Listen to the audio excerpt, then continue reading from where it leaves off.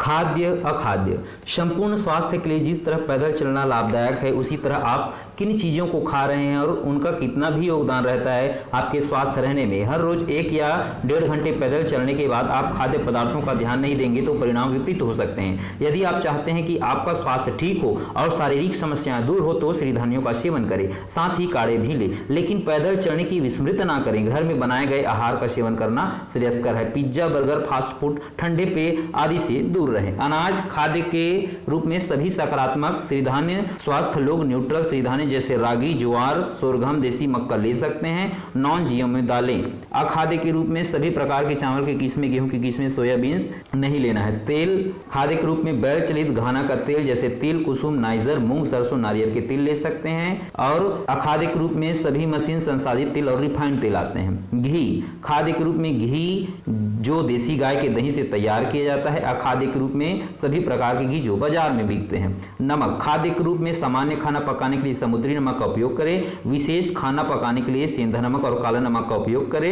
और अखाद्य के रूप में सभी औद्योगिक लवण, आयोडीन युक्त लवण और मुक्त बहने वाला नमक। मिठास खाद्य के रूप में ताड़ गुड़, ताड़ी गुड़, मारी ताड़ गुड़, खजूर गुड़, नारियल ताड़ गुड़। और अखाद्य के रूप में गन्ना गुड़, यहाँ तक कि जैविक चीनी शब्द जो बाजार में बेचा जाता है, सभी कृत्रिम मिठास। फल सूखे मेवे खाद्य के रूप में सभी मौसमी स्थानीय रूप से उगाए गए फूल जैसे कि पपीता, अमरूद, आम, केला, शरीफा, जामुन, चीकू, पैशन फल आदि। अखाद्य के रूप में फल जो बिना मौसम के कृत्रिम और वातावरण हाइड्रोपोनिक्स आदि। सूखे मेवे, खजूर सभी आयातित फलों में उगाए जाते हैं। सब्जियां खाद्य सभी विभिन्न प्रकार के स्थानीय रूप से उगाए गए सब्जियां, जैविक सब्जियां जो पत्तेदार सब्जियां हैं। अखाद्य के रूप में आयातित सब्जियां और सभी जीएमओ सब्जी किस्में। स्नैक्स खाद्य के रूप में सभी स्नैक्स जो सिरिधान्य के साथ बनाए गए नारियल के लड्डू, ताल गुड़ से बने मूंगफली, तिल के लड्डू, अंकुरित फले आदि।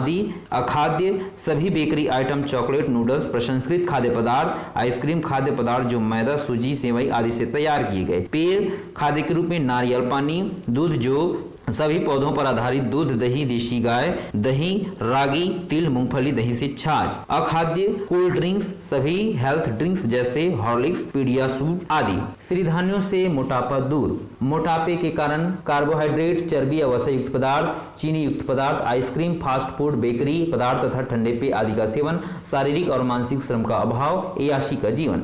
शरीर में वसा या चर्बी अधिक होने से मोटापा हो जाता है। इसको आयुर्वेद में मेदोरोग कहते हैं। सामान्य रूप से चर्बी शरीर को आवश्यक ऊष्मा और ऊर्जा प्रदान करती है। आहार के माध्यम से लिए गए चर्बी कभी कभी अधिक मात्रा में हो जाने पर पेट, नितंब, कमर आदि भागों में जम जाती है।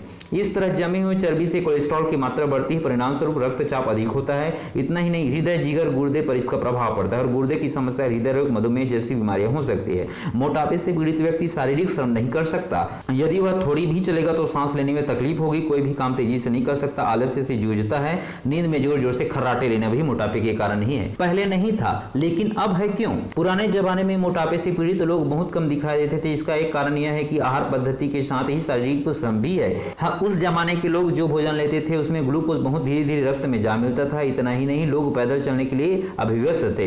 इससे भोजन के माध्यम से जो ग्लूकोज शरीर में जम जाता है वह खर्च हो जाता है। जब यह ग्लूकोज रक्त में जमने लगेगा तब वह ग्लाइकोजन चर्बी मांस के रूप में परिवर्तित हो जाता है। इसके साथ साथ चीनी का उपयोग भी बढ़ने लगा। धान का, चावल, गेहूं का सेवन भी अधिक मात्रा में बढ़ने लगा। शारीरिक श्रम के अभाव में इन आहारों में से जो ग्लूकोज उत्पन्न होता है वह शरीर में जम रहा है। परिणाम, यदि किसी भी कारण से आप मोटापे से पीड़ित हो या फिर अधिक वजन को प्राकृतिक रूप से कम करना चाहते हैं तो पहले अपने आहार को बदलिए। चीनी के उत्पाद, चावल, गेहूं और मांसाहार से पूरी तरह बचना चाहिए। मुख्य आहार के रूप में 3 दिनों के लिए कोदो चावल, 3 दिनों के लिए सामा चावल का सेवन करें। कांगनी, छोटी कांगनी, सामा का भी एक दिन सेवन करें। अधिक मात्रा में सब्जियों का सेवन करें। जहां तक हो सके घर का आहार ही ले, बाहर का आहार बंद करना ही उचित है। सिरिधान्यों के साथ काढ़े भी लें।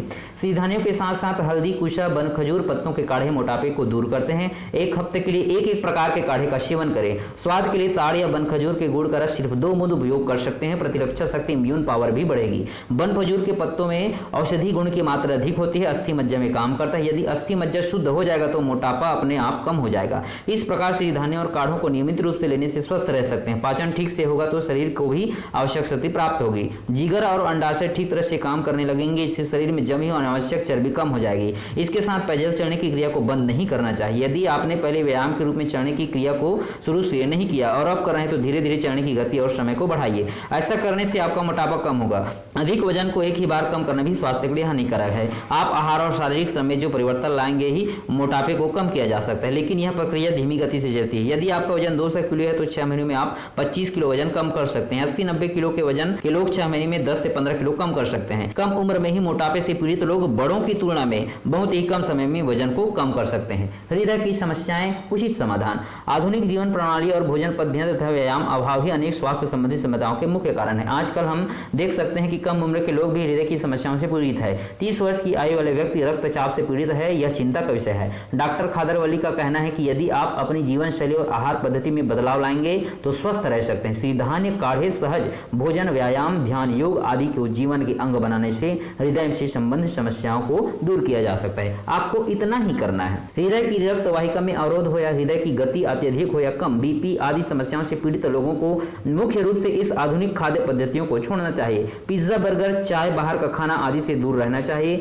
अपनी रसोई में बनाए गए खाद्य पदार्थों का सेवन करना चाहिए। अपनी रसोई में बनाए गए खाद्य पदार्थों का सेवन करना चाहिए। सिरिधान्यों को रात में भिगोकर सुबह पकाइए। सुबह भिगोए गए सिरिधान्यों को रात में पकाकर खाइए। हृदय से संबंधित समस्याओं के लिए कोदाएं 2 दिन, शाम 2 दिन, शेष धान्य एक एक दिन के हिसाब से लेना श्रेयस्कर है। 9 हफ्तों के लिए एक हफ्तों में खीरा, कद्दू, पेठे के जूस लीजिए। इसमें 95% तक हृदय की रक्त वाहिका में निहित अवरोध को दूर किया जा सकता है। नियमित रूप से करने पर 6 हफ्तों में बीपी को नियंत्रित किया जा सकता है। हृदय की गति भी ठीक होगी। साथ ही 1 घंटा पैदल चलने का व्यायाम भी करेंगे। सूर्योदय और सूर्यास्त के समय करना श्रेयस्कर है, ध्यान करें। ऐसा करने से आप पूरी तरह से स्वस्थ रह सकेंगे। तांबे के बर्तन का पानी स्वास्थ्य के लिए लाभदायक। मनुष्य को जीने के लिए पानी आवश्यक है। आधुनिक जीवन शैली के कारण आज हम पानी को भी खरीदकर प्लास्टिक बोतल में तथा आरओ फिल्टर्स द्वारा शुद्ध करके पी रहे हैं। इसी तरह पानी को स्वच्छ मानकर चल रहे, लेकिन क्या यह पानी 100% शुद्ध है? डॉक्टर खादरवली इसी बात पर बल देते हैं कि कहते हैं कि प्लास्टिक पाइप, बोतल और आरओ फिल्टर्स द्वारा जो पानी हमारे घर तक पहुंचता है उसमें प्लास्टिक नानो पदार्थ होते हैं जो हानिकारक है। ये पदार्थ हमारे शरीर में पहुंचकर छोटी आंतड़ी में जम जाते हैं। इसके कारण हम जो पोषक तत्व भोजन के रूप में ले रहे हैं वे भी हमारे शरीर के लिए उपयोगी नहीं हो रहे हैं। इसलिए हानिकारक कीटाणुओं से तथा कुपोषण से हम अपने आप को बचा नहीं पा रहे हैं। इसलिए हम जिस पानी का उपयोग करते हैं उसे शुद्ध करना चाहिए। पानी को शुद्ध करने के लिए तांबे का बर्तन या घड़े का उपयोग करना श्रेयस्कर है, नहीं तो 4 से 12 तांबे की पन्नी उपयोग कीजिए। स्टील या मिट्टी के घड़े पानी में तांबे की पन्नी को डालिए। इसमें पानी में निहित कीटाणुओं को तांबा शुद्ध करता है। तांबे के घड़े या पन्नी को हर रोज इमली नमक या नींबू नमक के साथ साफ कीजिए। स्टील या मिट्टी के घड़े में 8 घंटे तक तांबे की पन्नी को रखकर उसके बाद ही पानी को उपयोग कीजिए। स्वास्थ्य के लिए घानी का तेल। आधुनिक जीवन शैली के कारण सभी क्षेत्रों में परिवर्तन दिखाई दे रहा है। इसी तरह भोजन को पद्धतियों में भी परिवर्तन देखा जा सकता है। हमारे पूर्वज जिस पद्धति से भोजन तैयार करते थे, जिस पद्धति को अपनाकर फसलों को उगाते थे, वह आज हमसे कोसों दूर है। भोजन में उपयोग करने वाले तेल के संबंध में भी यह कहा जा सकता है कि पुराने जमाने में जब मशीन नहीं थे तब घानी से निकाले गए तेलों को ही उपयोग किया करते थे, लेकिन आज घानी भी लुप्त हो गए हैं और घानी से निकाले गए तेल भी, उनके स्थान पर रिफाइंड तेल का उपयोग किया जा रहा है। तेल को रिफाइंड करने के लिए रासायनिक का उपयोग किया जाता है। इसका प्रभाव स्वास्थ्य पर अधिक पड़ता है। कैंसर जैसी बीमारियां बढ़ रही हैं। व्यावसायिक तौर पर रिफाइंड तेलों की उत्पत्ति में अधिक ताप बाहर निकलता है जो हानिकारक है। इससे पोषक तत्व नष्ट हो जाते हैं और साथ ही नहीं बल्कि अनेक रासायनिक पदार्थों के अवशेष भी तेल में बच जाएंगे। ये मनुष्य को बीमार कर देंगे। यदि पूरी तरह से स्वस्थ रहना है तो रिफाइंड तेलों से दूर रहिए और घानी के तेलों का उपयोग कीजिए। आवश्यक पोषक तत्व घानी के तेलों में अधिक मात्रा में उपलब्ध है। घानी के तेल को बैनों की सहायता से निकाला जाता है। इस पद्धति को कोल्ड प्रेशर पद्धति कहा जाता है, अर्थात घानी में STP standard temperature and pressure में तेल की उत्पत्ति होती है। इस पद्धति से पोषक तत्व नष्ट नहीं होते। यदि मशीन का प्रयोग करेंगे तो आरपीएम अधिक होगा। अधिक दबाव के कारण पोषक तत्व नष्ट हो जाते हैं। इसलिए घानी के तेल को सहज उत्पत्ति कहा जाता है। पुराने जमाने में घानी का ही प्रयोग किया जाता है। रिफाइंड तेलों ने उनका नाश कर दिया। जो किसान तेली बीजों की उत्पत्ति कर रहे हैं वे अपने घर के पास ही घानियों की व्यवस्था करके बीजों से तेल निकालने का काम करेंगे तो स्वास्थ्य भी ठीक होगा और किसानों के लिए भी आमदनी होगी। मूंगफली, तिल, नारियल, कुसुम आदि तेल इस पद्धति से निकाले जा सकते हैं। यदि हम इस तरह के प्राकृतिक पद्धतियों के जीवन शैली में अंग बनाएंगे तो बीमारियों को दूर ही कर सकते हैं। प्रकृति प्रदत्त औषधि ताड़ का गुड़। ताड़ का गुड़ प्रकृति द्वारा प्रदत्त औषधि है। कहा जा सकता है कि मनुष्य ने अपने के लिए प्रथम बार ताड़ और वन खजूर के गुड़ की तैयारी की थी। इतिहास से यह पता चलता है कि दक्षिण भारत के तुंगभद्रा नदी के तटीय क्षेत्रों में उपलब्ध वन खजूर के पेड़ों से ही पहली बार गुड़ की तैयारी शुरू हुई थी। इस गुड़ का उपयोग जब तक किया जाता रहा तब तक मनुष्य स्वस्थ था। चीनी और ईख के गुड़ का उपयोग करने जब शुरू किया गया तब से मनुष्य स्वास्थ्य गड़बड़ा जा रहा है, क्योंकि इसमें फ्रक्टोज की मात्रा कम और ग्लूकोज की मात्रा अधिक है। चीनी को अपने जीभ पर डालकर देखिए, 1-2 मिनट में ही ग्लूकोज आपके रक्त में मिल जाएगा। इसी प्रकार चावल से भी होता है, इससे अनेक रोग पैदा हो सकते हैं। इसलिए हम सबको यह ध्यान रखना चाहिए कि ताड़ और बनखजूर का गुड़ स्वास्थ्य के लिए लाभदायक है। इस गुड़ में फ्रक्टोज की मात्रा अधिक रहती है और यह फ्रक्टोज ग्लूकोज में परिवर्तित होने के लिए कम से कम 1.5 या 2 घंटे लग सकते हैं। फ्रक्टोज के साथ फाइबर भी प्राप्त होगा, लेकिन चीनी और ईख के गुड़ में ये सब नहीं होते। यदि स्वास्थ्य को सुरक्षित रखना है तो ताड़ और बनखजूर के गुड़ को खाना चाहिए। स्वास्थ्य के लिए प्रयोजन। ताड़ और बनखजूर के गुड़ में विटामिन और खनिज पदार्थ अधिक मात्रा में उपलब्ध होते हैं। पाचन शक्ति बढ़ती तथा कब्ज की समस्या नहीं होगी, पाचक एंजाइम की तरह से काम करेंगे। इसमें आयरन ज़्यादा होने से रक्तहीनता की समस्या नहीं होगी।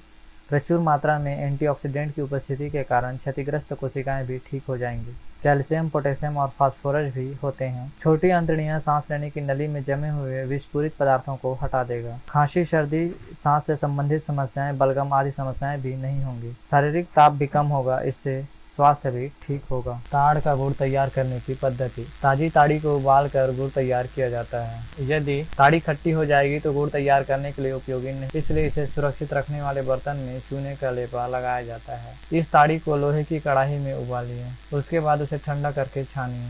pH मापिए, pH 7.5 होना चाहिए, यह निर्धारित करके उबालिए। उबालते समय उस पर जो फेन इकट्ठा होगा उसे निकाल दीजिए। ऐसा 2-3 घंटे तक करना होगा, तब वह मिश्रण गाढ़ा हो जाएगा। 1 बूंद मिश्रण को ठंडे पानी में डालकर देखिए, यदि गाढ़ा होगा तो अच्छी तरह से मिलाइए। उसके बाद किसी भी ढांचे में इस मिश्रण को डालिए ताकि ठंडा होने पर गुड़ तैयार हो जाए।